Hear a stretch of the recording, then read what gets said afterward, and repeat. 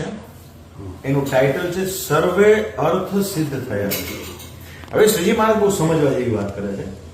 મહારાજ કહે છે કે જગતને તો જીવ નાશવંત દેખે છે, જગતને જીવ નાશવંત દેખે છે, બરાબર છે.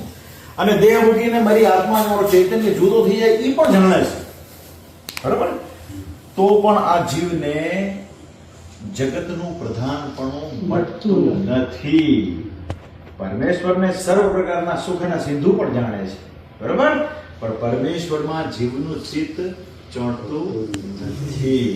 તેમ સત્સંગ પણ એના હૃદયમાં મુખ્ય થતો નથી. એના હૃદયમાં સત્સંગ પણ મુખ્ય થતો નથી, બરાબર છે. અને ધન સ્ત્રી આદિ જે સંસારિક પદાર્થોમાંથી પ્રીતિ મળતી નથી તેનું શું કારણ હશે, બરોબર, એવો પ્રશ્ન મહારાજે કર્યો. પછી મુક્તાનંદ સ્વામીએ કહ્યું કે જીવના હૃદયમાં વૈરાગ્ય નથી એને કરીને જગતનું પ્રધાનપણું મળતું નથી, બરાબર છે. અને ભગવાનમાં પ્રીતિ નથી થતી. પછી શ્રીજી મહારાજ બોલે વૈરાગ્યની ન્યૂનતા છે એ વાત તો સાચી છે, વાત સાચી છે, પણ પાર્શિયલ એમ લિટલ બીટ. પણ અમને એવું લાગે છે, અમને એવું ભાષે છે એટલે અમને એવું ફીલ થાય છે, અમને એવું અનુભવાય છે કે જેને સત્સંગ થતા થતા જેવું અંગ બંધાય છે ને તેવું સદાય રહે છે, પણ તે વિના બીજું થતું નથી. માટે સત્સંગ થતા થતા જીવને જેવું અંગ બંધાય છે ને તેવું જ રહે છે, બીજું થતું નથી. હવે અહીંયા આવે છે વાત ઈશ્વરની કૃપાની. હવે તમને સત્સંગ થયો રામદાસજી સ્વામી સાથે, મંદિરના ત્યાગી સંતો સાથે, તો જેમ જેમ તમારો સત્સંગ થતો ગયો એમ તમારું અંગ બંધાતું ગયું, બરોબર છે. એના કારણે શું થયું કે તમને છે ને વાસ્તવિક રીતે સત્સંગની અંદર પરમેશ્વરમાં રુચિ થઈ ગઈ, તમને પરમેશ્વરમાં પ્રીતિ થઈ ગઈ. પરમેશ્વર વિના તમને જગતના અન્ય પદાર્થોમાં છે ને તમને અરુચિ આવી ગઈ. એ મૂળ વાત છે. આજે આપણને પ્રશ્ન એ થાય કે આજે સ્વામિનારાયણ સંપ્રદાય દેશ વિદેશમાં છે, અનેક શાખાઓ છે, બરોબર, અનેક પંથો છે. દરેકને એટલી તો ખબર પડે છે કે વડતાલ એ મૂળ છે. બધાને એટલી તો ખબર છે કે સ્વામિનારાયણ 6 મંદિરો કર્યા. બધાને એટલી તો ખબર છે કે શ્રી હરિએ સ્વરૂપોને બાદમાલી પધરાવ્યા, એની છાતીનો અંગૂઠો દબાવ્યો, એનું પૂજન કર્યું.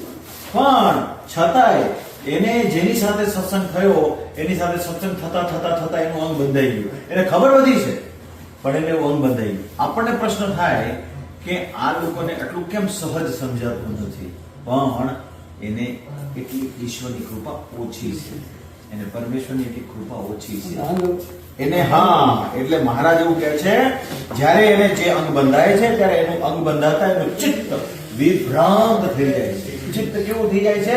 વિભ્રાંત થઈ જાય છે. વિભ્રાંત એટલે એક પ્રકારની અલગ અલગ ઓલીમાં એ ઓલો થઈ જાય. વિભ્રાંત ને હું કે ઇલ્યુઝન કહીએ ના, ઇલ્યુઝન પણ ન કહેવાય એને. વિભ્રાંત એટલે ડાયલેમા. એનું માઇન્ડ છે ને ડાયલેમા વાળું થઈ ગયું એમ. ખ્યાલ આવ્યો ને? આખું જે પ્રકરણ છે ને એ 4 આપણા અંતઃકરણ છે. કેટલા છે? 4. મન, બુદ્ધિ, ચિત્ત અને અહંકાર, બરોબર. કેવી રીતે? તો મનમાં એક વિચાર આવ્યો, હું આમ કરું, આ ખાવું, આ ન ખાવું, આ પીવું, આ ન પીવું, આ મનનો વિચાર આવ્યો. બુદ્ધિએ ના પાડી. મન પછી સીધી આવે બુદ્ધિ. આપણે ન ખવાય, આપણે આ ન પીવાય, આપણે આ ન કરાય, આપણે સારા ઘરના છીએ, આપણે સત્સંગી છીએ, આપણે લગ્ન આપણા જ્ઞાતિમાં કરાય, ફલાણું કરાય, એ લોટ ઓફ બાબત, બરાબર છે. મન ને બુદ્ધિ ને સંઘર્ષ થાય પછી વાત છે ને ચિત્તમાં પેસી જાય. અને જયારે વાત ચિત્તમાં પેસી જાય ને એટલે કાળાંતરે એનો અહંકાર બને. એટલે મન, બુદ્ધિ, ચિત્ત ને અહંકાર. એટલે જયારે એનો અહંકાર ક્યારે બને કે જયારે કોઈ વાત તમારા ચિત્તમાં પેસી ગઈ હોય ત્યારે. જેમ કે દાખલા તરીકે તમે કોઈ અયોગ્ય કાર્ય કરો છો, આવી વાત તમારા ચિત્તમાં પેસી ગઈ છે અને તમને કોઈ રોકે કે ટોકે તો તમને એનો અભાવ આવે. તમને કોઈ એમ કહે કે આ તું શું પીવે છો, તો એનો અહંકાર નથી બોલે તારા પૈસે પીવું છે, તું મને શીખવાડીશ. આ વાર્તા એવી છે. તો ચિત્તમાં જયારે પેસી જાય ત્યારે એનું વિભ્રાંત થઈ જાય.